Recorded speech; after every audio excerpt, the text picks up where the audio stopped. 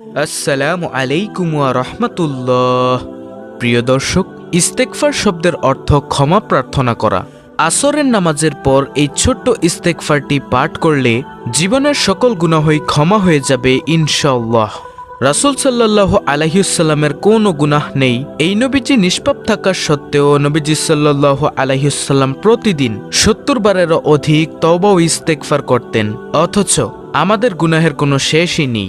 যেদিকে তাকাই সেদিকে শুধু গুনাহ আর গুনাহ। এমন কোনো দিক নেই যেদিকে তাকালে আমরা গুনাহ দেখি না।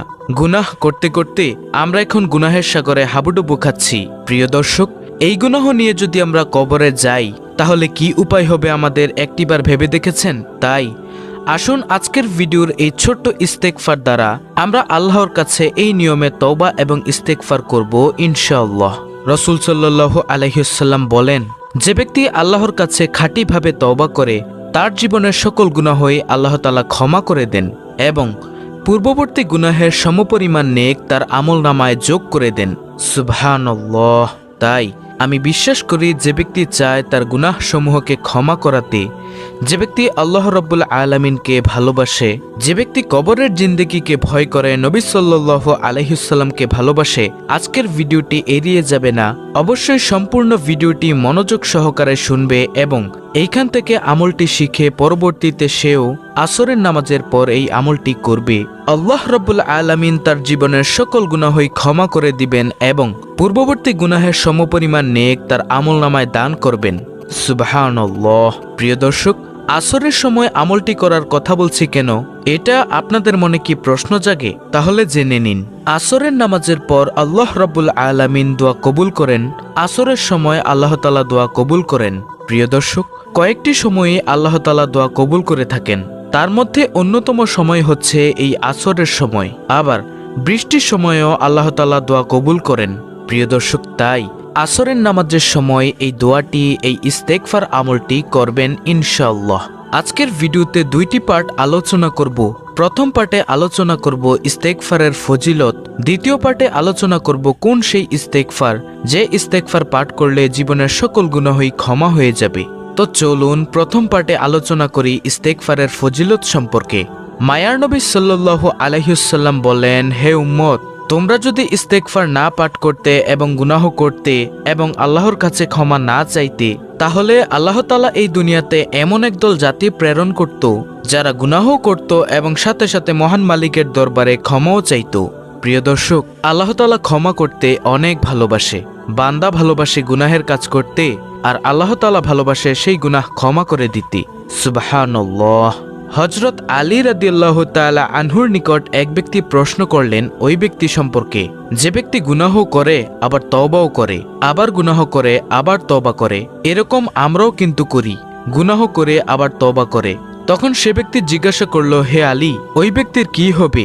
তখন আলী রাদিয়াল্লাহু তাআলা আনহু বলেন, সে ব্যক্তির উচিত সারাক্ষণ শুধু তওবা করতে থাকা, কারণ এক সময়ের তওবা যদি আল্লাহ তাআলা কবুল করে নেয় অবশ্যই তার জীবনের সকল গুনাহই ক্ষমা হয়ে যাবে। বেশি বেশি তওবা করলে শয়তান পলায়ন করে থাকে। আল্লাহু আকবার। মায়ার নবী সাল্লাল্লাহু আলাইহি ওয়াসাল্লাম প্রত্যেক ফরজ সালাতের পর ৩ বার উচ্চ স্বরে অথবা নিম্ন স্বরে বলতেন, আস্তাগফিরুল্লাহ, আস্তাগফিরুল্লাহ, আস্তাগফিরুল্লাহ। সাহাবায়ে কেরাম বলেন, আমরা নবীজির এই আমলটি নবী সাল্লাল্লাহু আলাইহি ওয়াসাল্লামকে করতে শুনেছি।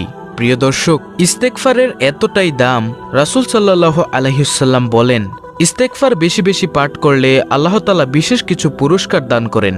যেমন নম্বর ১, রিজিকের দায়িত্ব নিয়ে নেন। ২, আল্লাহ রাব্বুল আলামিন তার আমলের মধ্যে বরকত বাড়িয়ে দেন। নম্বর ৩, হায়াতের মধ্যে বরকত দিয়ে দেন। নম্বর ৪, সকল গুনাহই ক্ষমা করে দেন। নম্বর ৫, নেক সন্তান দান করেন।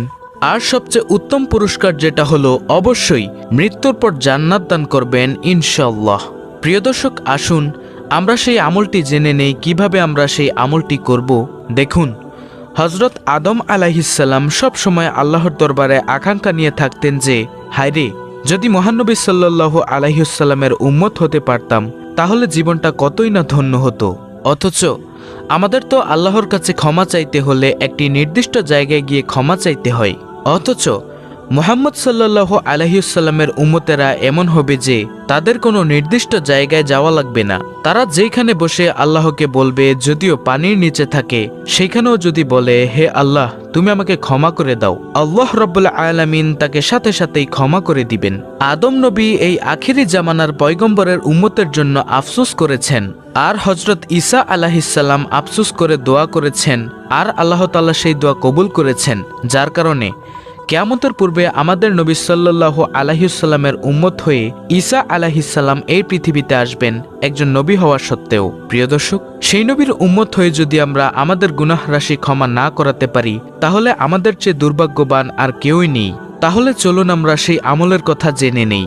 আমলটি করার নিয়ম হলো, যখন আসরের নামাজের আজান দিবে তখন সুন্দরভাবে আসরের আজানের জবাব দিয়ে তারপর সুন্দরভাবে 8 রাকাত আসরের নামাজ জামাতের সাথে আদায় করে তারপরে এক ধ্যানে বসবেন।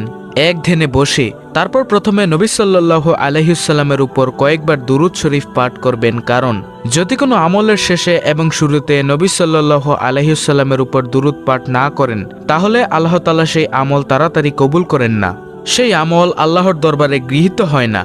তাই যদি কোনো আমল আল্লাহর দরবারে সব সময় কবুল করাতে চান তাহলে অবশ্যই নবী সাল্লাল্লাহু আলাইহি ওয়াসাল্লামের উপর দুরূদ পাঠ করে নেবেন। প্রিয় দর্শক, আপনি সবচেয়ে ছোট দুরূদ সাল্লাল্লাহু আলাইহি ওয়াসাল্লাম এটা কয়েকবার পাঠ করবেন। তারপর আপনি একটি ইস্তেগফার পাঠ করবেন, সেটা হলো রব্বানা যালামনা আনফুসানা ওয়া ইল্লাম তাগফির লানা ওয়া তারহামনা লানাকুনান্না মিনাল খাসিরিন। অর্থাৎ, হে আমাদের পালনকর্তা, আমরা নিজেদের প্রতি অন্যায় করেছি, তুমি যদি আমাদেরকে ক্ষমা না করো, আমাদের প্রতি করুণা না করো, তবে আমরা ক্ষতিগ্রস্তদের অন্তর্ভুক্ত হয়ে যাব। যেই ইস্তেগফারটি হলো একটি কোরআনের আয়াত। এটা কিন্তু হযরত আদম আলাইহিসসালাম পাঠ করেছিলেন আল্লাহর দরবারে। এই ইস্তেগফার কয়েকবার পাঠ করার পর আবার নবী সাল্লাল্লাহু আলাইহি ওয়াসাল্লামের উপর দুরূদ পাঠ করে এইবার জীবনের সকল গুনাহের জন্য আল্লাহর কাছে ক্ষমা চাইবেন। ইনশাআল্লাহ নবীজি বলেন, যে ব্যক্তি আল্লাহর দরবারে খালেস নিয়তে ইখলাসের সাথে তওবার মতো তওবা করতে পারে, আল্লাহ রাব্বুল আলামিন তার জীবনের সকল গুনাহই ক্ষমা করে দেন এবং পূর্ববর্তী গুনাহের সমপরিমাণ নেক তার আমলনামায় যোগ করে দেন। প্রিয় দর্শক, আল্লাহ রাব্বুল আলামিন তো সব সময় আমাদের দিকে তাকিয়ে থাকেন। কখন আমার বান্দা অথবা বান্দি একটিবারের জন্য বলবে, হে দয়ার মাবুদ তুমি আমাকে ক্ষমা করে দাও? আল্লাহ তাআলা সব সময় তাকিয়ে থাকেন। আল্লাহকে যদি আমরা একটিবার ডাক দেই, হে আল্লাহ, আল্লাহ তাআলা সেই ডাকে সাড়া দেন। কতবার সেই ডাকে সাড়া দেন প্রিয় দর্শক আপনি জানেন? সেই ডাকে সাড়া দেন আল্লাহ তাআলা ৭০ বার। আল্লাহু আকবার। অথচ আমরা একবার আল্লাহকে ডাক দিই না। তাই আমরা যখনই গুনাহ করে ফেলবো সাথে সাথে আল্লাহর দরবারে খালেস নিয়তে তওবার মতো তওবা করব ইনশাআল্লাহ। তওবার মতো তওবা করলে জীবনে আল্লাহ তাআলা অনেক কিছু দান করবেন এবং মৃত্যুর পর অবশ্যই সবচেয়ে শ্রেষ্ঠ পুরস্কার জান্নাতুল ফেরদৌস দান করবেন ইনশাআল্লাহ। তাই প্রিয় দর্শক, যদি জান্নাতের উচ্চ মাকাম পেতে চান, আল্লাহর ভালোবাসা পেতে চান, অবশ্যই এই তওবা করবেন জীবনে একবার হলেও এবং খাঁটি তওবা করবেন। আল্লাহ তাআলা আমাদেরকে উক্ত আমলটি করার জন্য কবুল করুন। প্রিয় দর্শক, যদি ভিডিওটি ভালো লাগে তাহলে অবশ্যই আপনারা অন্য মুসলিম ভাই বোনদের মাঝে শেয়ার করে দিবেন। চ্যানেলটিকে অবশ্যই সাবস্ক্রাইব করবেন ইনশাআল্লাহ। ধন্যবাদ।